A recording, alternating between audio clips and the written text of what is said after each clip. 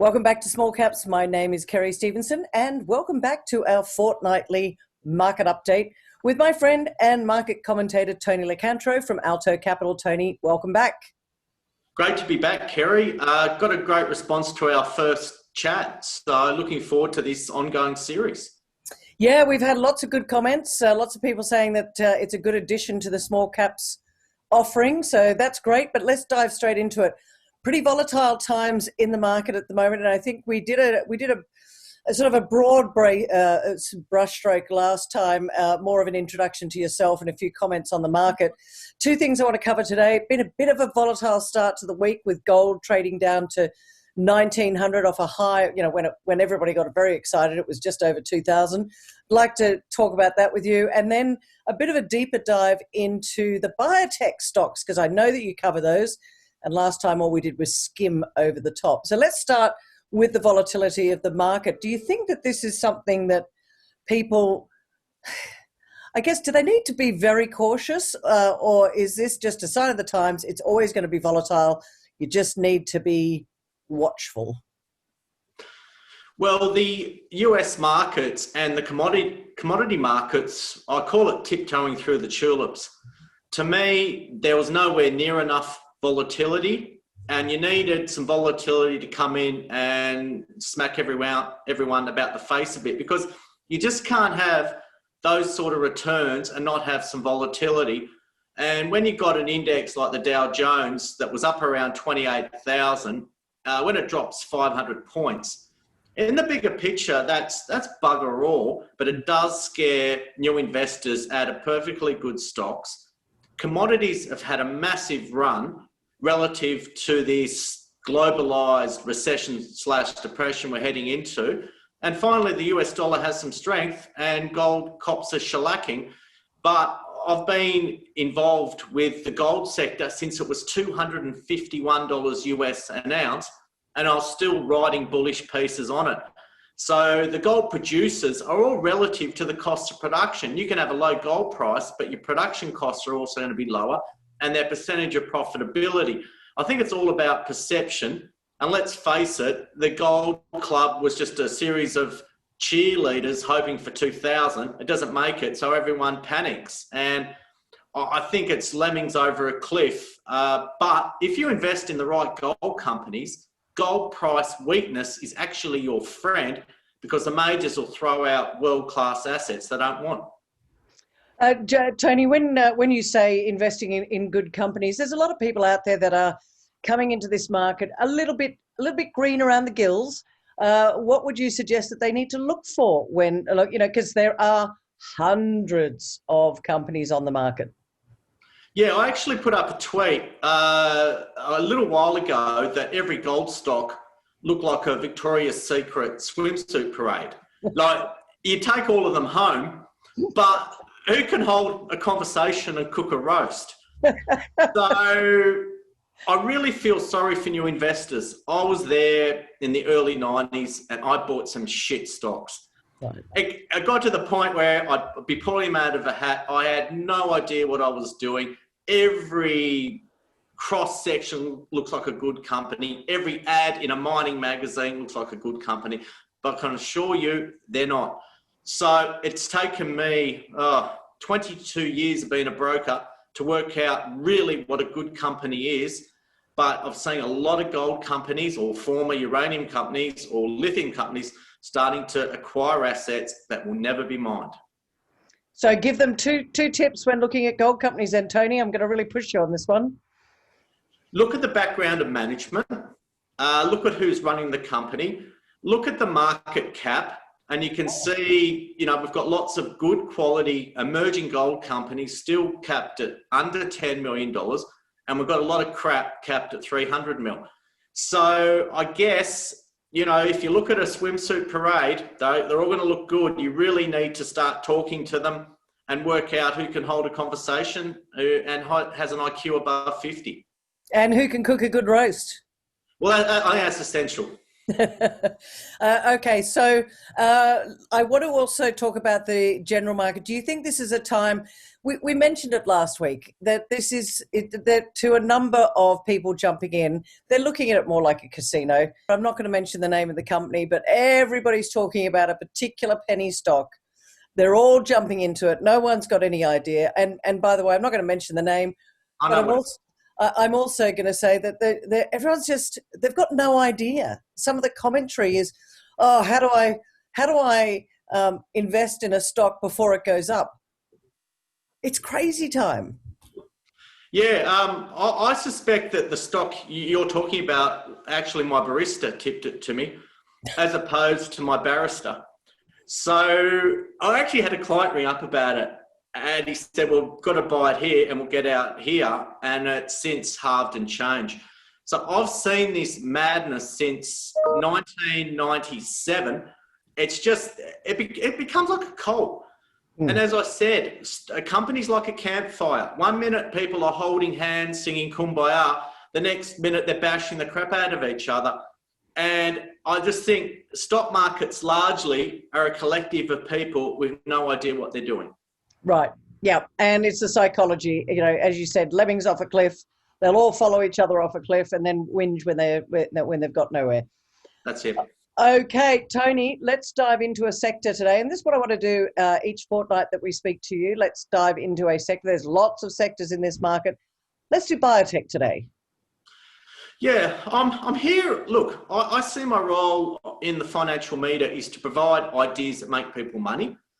Having an opinion, you know what everyone says about opinions. We all have one, but that's not going to pay the bills. I mean, having a strong voice about Dan Andrews or COVID, or it's not going to make you money. And getting involved in cults won't make you money either. But I've become really immersed in the biotech sector, and I'm about to run through my biotech basket for viewers to do their own research. I must disclose, I'm as full as a state school in pretty much all of them. So yes, I am pushing my own book because I'm not going to push someone else's. So before you start, Tony, I think our viewers, listeners need to understand that biotech is also fraught with a number of challenges, isn't it? Because first of all, there's a lot of, like commodities, there's a lot of biotech stocks out there. So before you go into your specific stocks, what are the challenges in the biotech sector? Is it the length of time to market, or is it the fact that some of them are not even going to make it, or it's the understanding? I mean, I'm not that familiar with biotech. Well, you do have, the bullshit factor is quite high. When you have sprays that were rumoured to cure everything from AIDS to COVID, wipes, hand sanitizers, companies with massive market caps, a lot of burnt investors in the field of cancer drugs, a lot of drugs that simply don't make it, and a lot of drugs where you'd be better off taking a placebo. It's fraught with high risk. It's fraught with so-called snake oil salesmen, and it's fraught with scams. You only have to look at the blood testing scams in the US and the drug cartel. But amongst all that, I delve right into it. I think honestly, it's got similar risks to a speculative mining company, but I look at biotechs with more of a solid foundation. And if you take a portfolio approach, a couple might do extremely well, one or two might do jack, and one might go into voluntary administration and come back as a kryptonite stock. Or whatever's hot. And do you know what? I think that's really good advice as well. It doesn't matter when you're talking in this smaller sector of the market, to have a basket of stocks is really smart, ladies and gentlemen, because as Tony just said, some will make it, some won't, and some will turn into kryptonite. So let's delve into it, Tony. Yeah, my first stock I'm going to give viewers is a company called Adalta. The code is 1AD.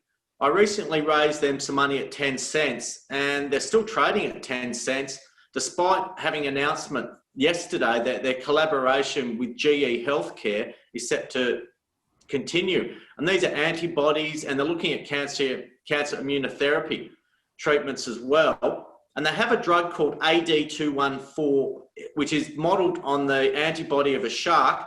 And they're looking at treating idiopathic pulmonary fibrosis, which pretty much kills you within 3 to 5 years. And I really like this company. I just think that this drug, they've taken a year to strengthen it. I'm really impressed with the managing director, Tim Oldham, and GE aren't there just to put their name to it. So around 10 cents, I really like the upside of this company. It is digesting some volume because they just raised $8.1 million at 10 cents. And obviously people are likely to take a half 1 cent profit, which kind of defies the risk of speculation. So 1AD.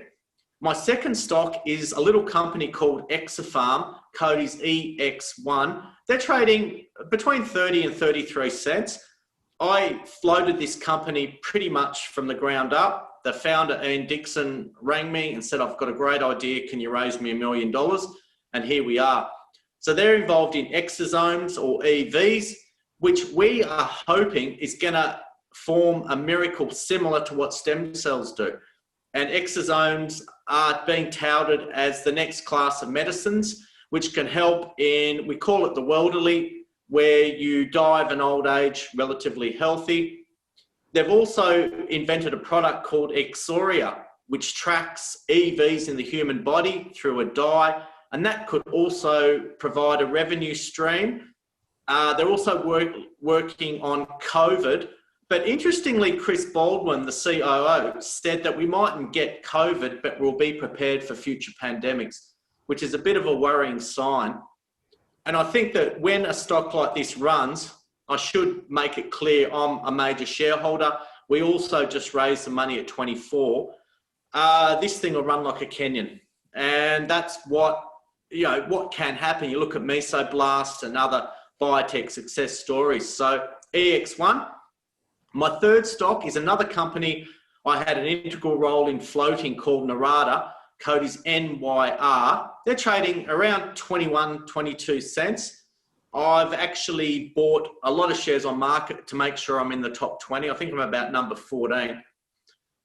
This is a company where Ian Dixon, who founded Nyrada, created a PCKS9 cholesterol inhibitor. So he's gone out and tried to solve the issue about taking a statin, which is largely ineffective in a lot of the population. And these inhibitors work in the US, but you've got to pay between $5,000 and $7,000 a year and inject it. So the Nyrada drug actually performed just as well in human cell culture as the two FDA-approved drugs. The market rewarded it, ran to 37 cents, and then the traders vanished, and now we're back at 21. But if this gets through to the clinic, which is touted for later next year, and if the science works, I think major pharma will be knocking at their door, because the medicines company in the US just got taken out for about 14 billion Australian dollars, and that's involved in cholesterol. They also have traumatic brain injury research. They're looking at some drugs for that. And that's prevalent due to CTE, where Danny Frawley, the former AFL footballer and media personality, had that car accident and was diagnosed with CTE along with polypharma. So that can only be diagnosed after death. But I think concussion is going to be a huge industry, Kerry. So NYR. Moving right on, I have an interesting company called Proteomics. Now, they have a lab in WA where they test proteins for the likes of the A2 Milk Company. So the lab services pretty much keeps the lights on. It's not going to be hugely profitable, but they've developed a pro-marker D that predicts the onset of diabetic kidney disease years before it happens. And that science and of the testing has been backdated in conjunction with Janssen. So now that is simply a sales exercise to sell this test to other countries, get government and health fund backing. And that's a rollout exercise. And in the background, they're developing a test for endometriosis, which affects 1 in 9 women and takes a hell of a long time to properly diagnose. And I think if they can come up with another test for that, the market is huge. And they're working also in the background on oxidative stress. So Proteomics, their share price has fallen, but I think in conjunction with the next company I'm going to mention, Dimerix. Now, Dimerix was a company we bought between 8 and 12. They ran to 70. Sorry, Tony, what's the ASX code for Dimerix and for Proteomics? Oh, Proteomics is PIQ. Yep. Dimerix is DXB. So this went off the boards at 74 cents and came out with positive top-line results on DMX 200. However, over the whole trial, it acted as in similar fashion to a placebo. So this thing got absolutely poleaxed. So what I did for my clients was some risk management all the way up. Sure, the sting at the end hurt, but we're still 24 cents as opposed to 8 where we bought it, 8 to 12. Now, I don't think DMX 200 is a total write-off. So it'll be a slow recovery to work out new trials. They also have a free swing with COVID, where the World Health Organization is aligned with a potential free trial of DMX 200 against COVID as well. And they also have some respiratory drugs coming through. So I think a slow recovery. It's like being king hit by Mike Tyson and getting slowly off the canvas. But I think the risk reward now is great since you're buying all the bad news.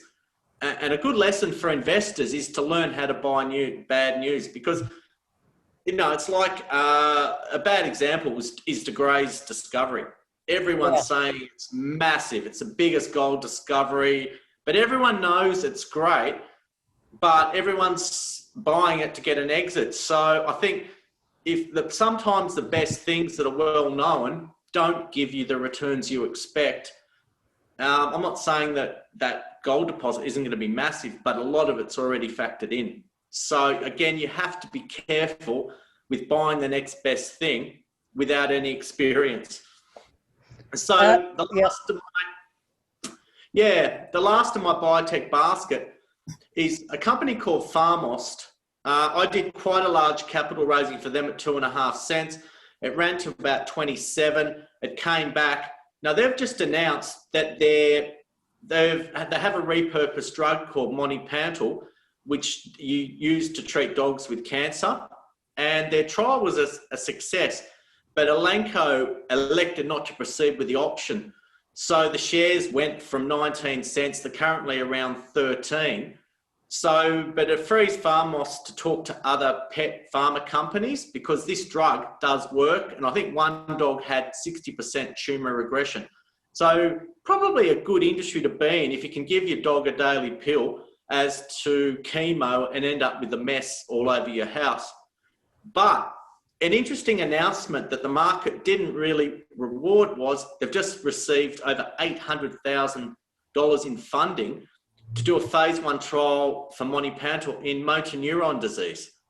So I think that's huge news to get a grant of that scale. And, you know, Monipantal could be a miracle drug. It could have cancer benefits in humans and dogs, but also if you can extend something to that hideous disease, motor neuron disease, which we see with the ice bucket, or they go through the slides, and Neil Danaher's an advocate for it. I think that's huge. So again, with PharmAust and Dimerix, the PharmAust code's PAA, you're buying good news followed by bad news, which provides more value than being the 13th man in the deal team and chasing a stock. So they're my preferred buys. Sorry to interrupt you, Tony. I just want to let our listeners know as well that I recently did an interview with the chairman of PharmAust, Dr. Roger Alston. So that is actually, that interview is here on the site, so you can go check that, what Tony has said. Very interesting interview with them. So check out my discussion with PharmAust. You'll see it in amongst the videos here now. So sorry to interrupt you, Tony. I just want to point that out. That's right. It's always a nice, casual, relaxed chat. But yeah, Dr. Roger Aston actually founded Main Pharma, and he's probably one of the true veterans of the biotech industry. I've had the benefit of meeting him a few times, and again, these stocks like PharmAust, they seem to develop this cult-like following, and you kind of get lost in, they're all talking about going and buying new Tesla on success. Just don't ever talk about dollar parties, new cars, or trips when the stock's running. I think people have got to be grounded and more realistic. Well, that's a good basket of 1, 2, 3, 4, 5, 6 biotech stocks there from the great Tony Locantro. Thank you for that, Tony. Now, before I go on to the next subject, I just want to say, ladies and gentlemen, do your own research. I am not a financial advisor. Small Caps does not advise. What we're doing is we're having a discussion. Do not go talk to your own financial advisor or become a client of Tony's. But it's very, very important that you understand that these are Tony's pick of the biotech stocks, but we must insist that you do your own research as well. Tony, let's talk about your views on the market going forward. It is hump day today, Wednesday, as we put this to air. What are your thoughts of the rest of the week? What are you focusing on? Biotech all the way? Look, I think that a lot of my stocks have quietened down a bit. 500 down night on the Dow, a weak gold price. Always see the weekends sell cheap stocks to even cheaper levels. I think, honestly, a lot of these specs need a break. I think traders just get so excited. The volumes are starting to dry up a bit. Eventually, music gets back to guitar, bass, and drums, and I think investing will get back to fundamentals as opposed to all this rubbish casino-like behaviour. But in saying that, I'm seeing more ads for ComSec, and I'm also seeing ads for enticing people into CFDs. And the official... actually, I shouldn't say anything. I'll stop there. It is contracts for difference, but my third word's a bit different. Right. Okay. I suspect I know what Tony was going to say there, but we won't go there. Tony Locantro, I think that's it. We've run out of time this week. Yep.